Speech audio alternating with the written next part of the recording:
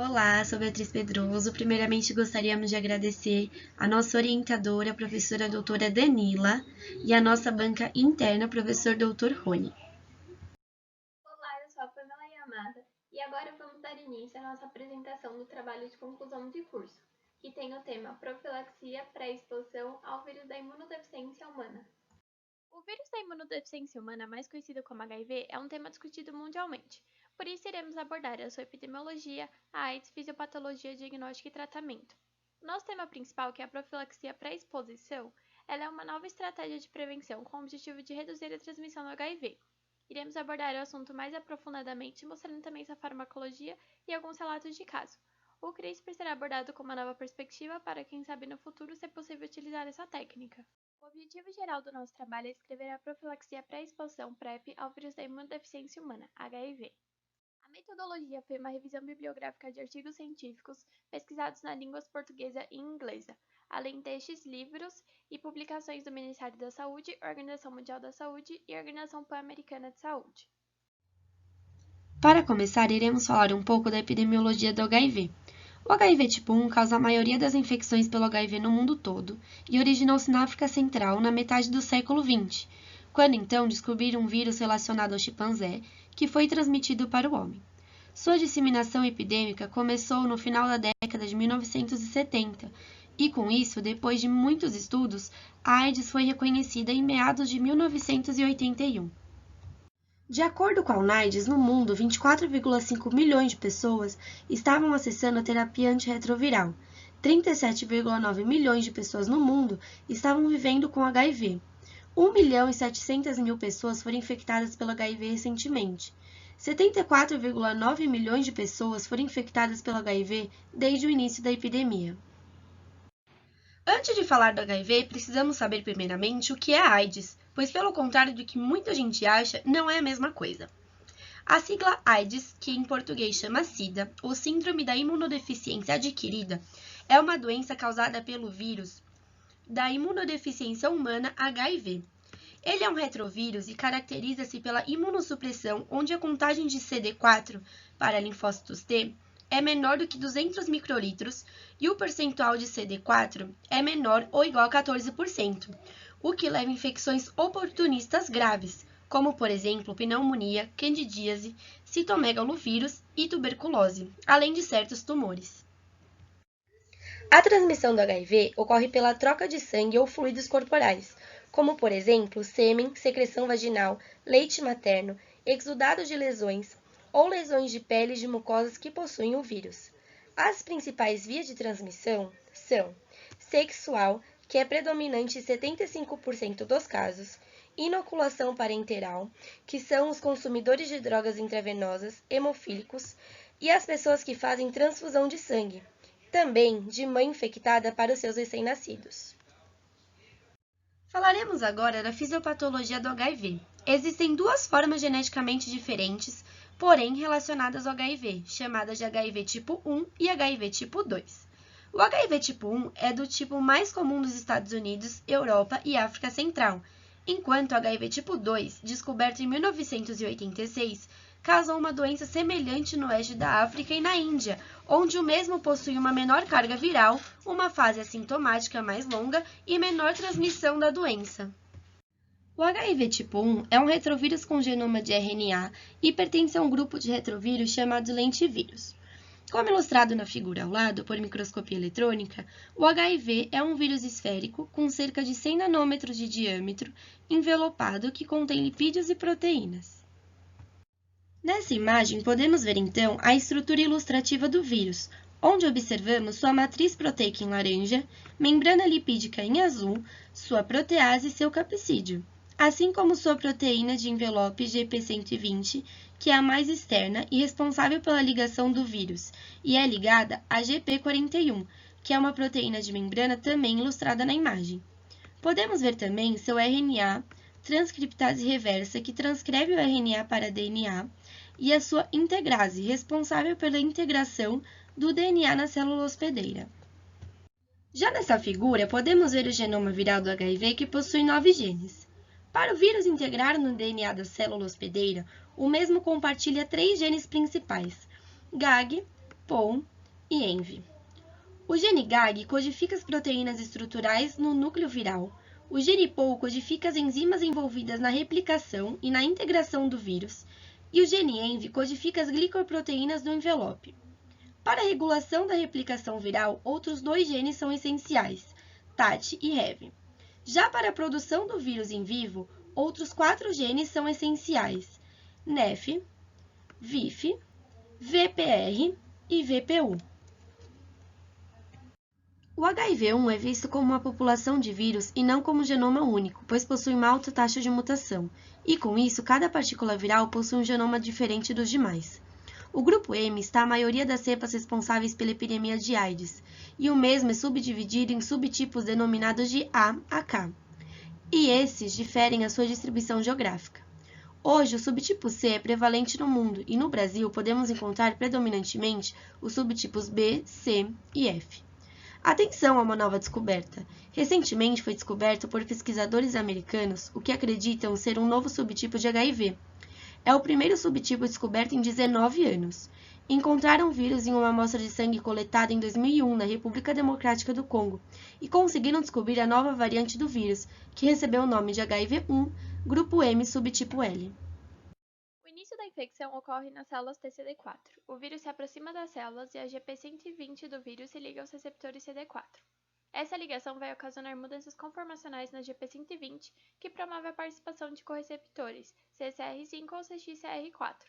Depois da ligação do vírus na célula, ocorre a ativação da proteína GP41 e a fusão do envoltório viral, ocasionando a entrada do vírus na célula. No citoplasma da célula, acontece o afrouxamento do capsídeo viral, e logo após o início da síntese do cDNA pela enzima transcriptase reversa. O DNA é transportado para dentro do núcleo, onde sofre clivagens específicas e é integrado ao DNA da célula hospedeira pela sua enzima integrase. A ativação da célula hospedeira resulta na transcrição do DNA em RNA mensageiro, que é traduzido em proteínas virais. A enzima protease do HIV é necessária neste passo para clivar a poliproteína viral, precursora em proteínas individuais maduras. O RNA e as proteínas virais agrupam-se na superfície celular como novo vírus e são liberados para infectar outra célula.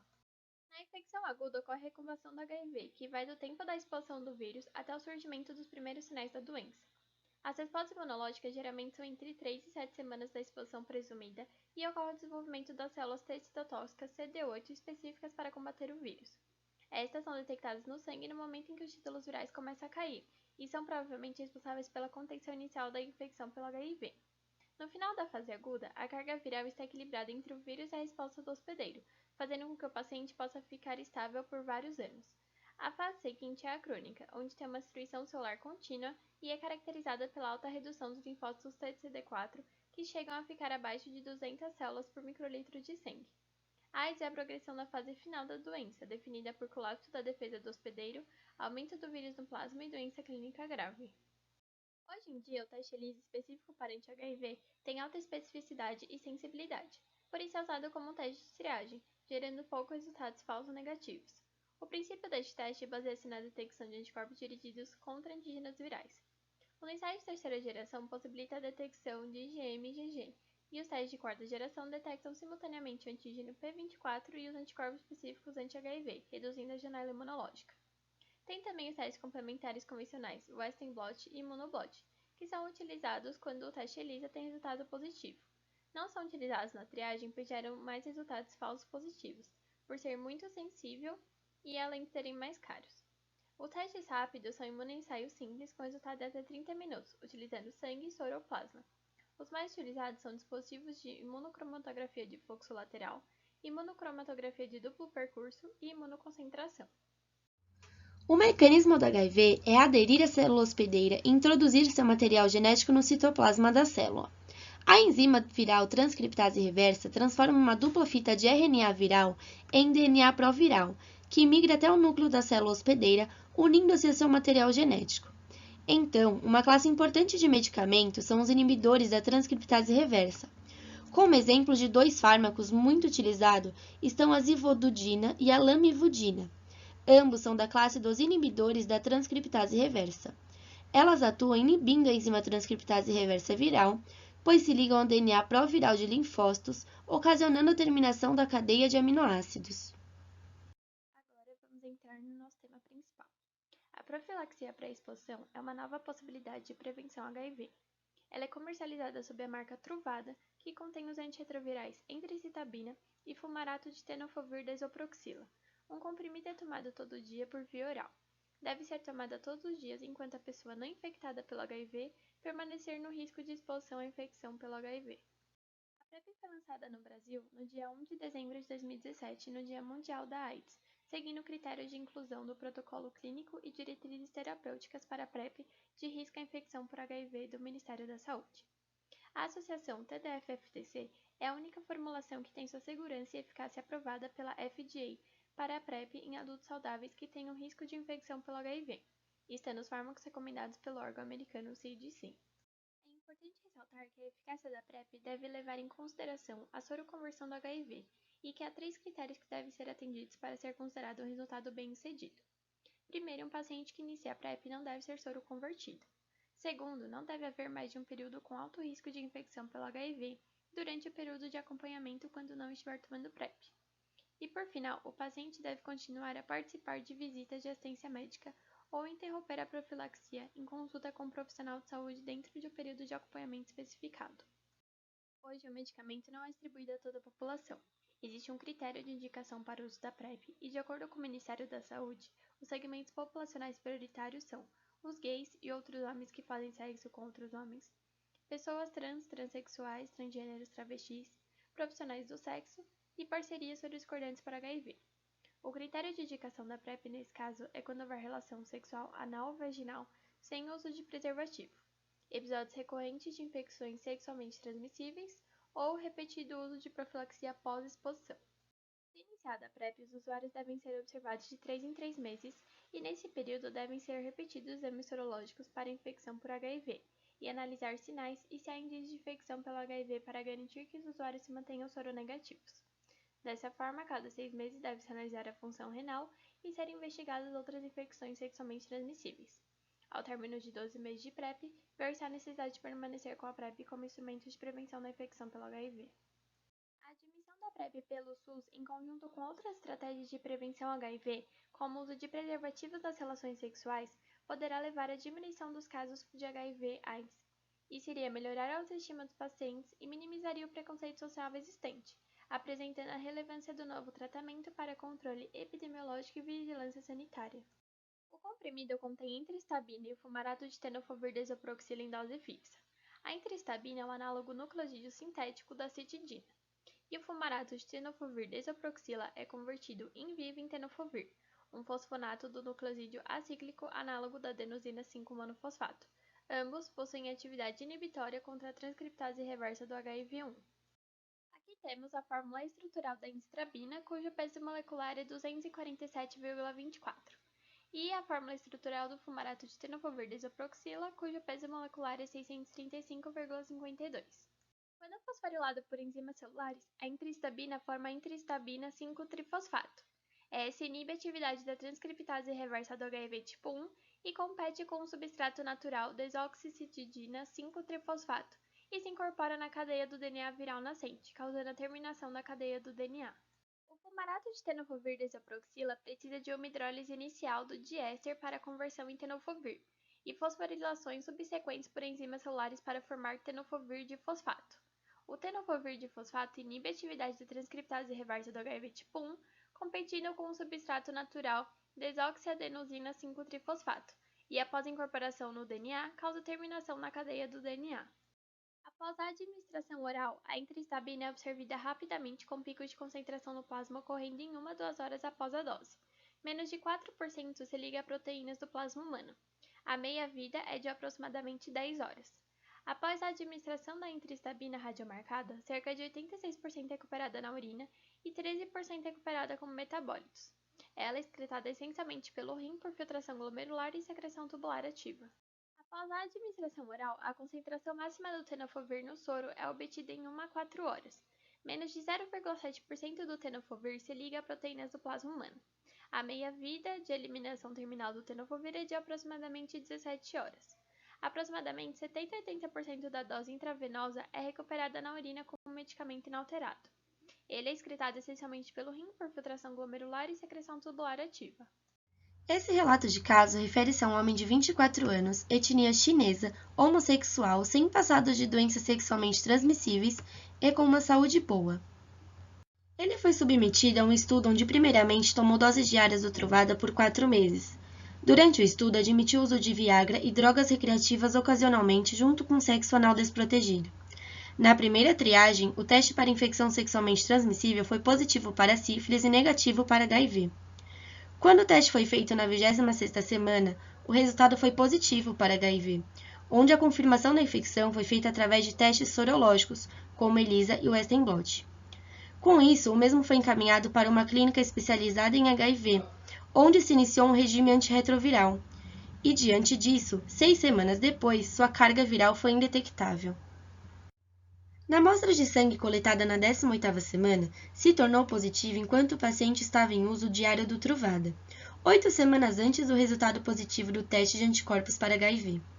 Contudo, é possível prever que a soroconversão de anticorpos possa ter ocorrido a qualquer momento após a 20ª semana, cuja data não pôde ser identificada.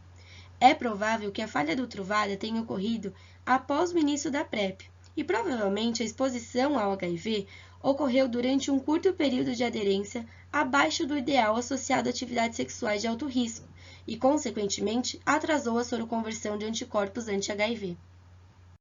A sigla CRISPR, em tradução literal, significa repetições palindrômicas curtas agrupadas irregularmente e interespaçadas. Uma intervenção importante a ser feita é a interrupção do correceptor CCR5, onde o mesmo é um dos principais alvos para a medicina medicamentosa e genética contra a infecção do vírus HIV. E como funciona para o HIV? Ocorrerá a exclusão de 32 pares de base natural do CCR5, que gera um códon de parada, e, consequentemente, a ausência de expressão na superfície celular leva à lentidão progressão ou resistência à infecção pelo HIV-1 contra o prismo R5. Concluímos que uma nova descoberta de uma profilaxia para a exposição ao HIV é um grande marco e que pode ajudar a diminuir o número de indivíduos infectados pelo HIV. O HIV ainda é um problema mundial, porém sabe-se muito sobre ele, como a sua epidemiologia, AIDS, fisiopatologia, diagnóstico e um tratamento eficiente. Já a PrEP é preciso de mais estudos para compreender seu mecanismo, porém já existe o suficiente para ser utilizada. E por fim, no futuro, a técnica CRISPR que permitirá evitar a proliferação do vírus na célula hospedeira. Aqui estão as principais referências. Obrigada!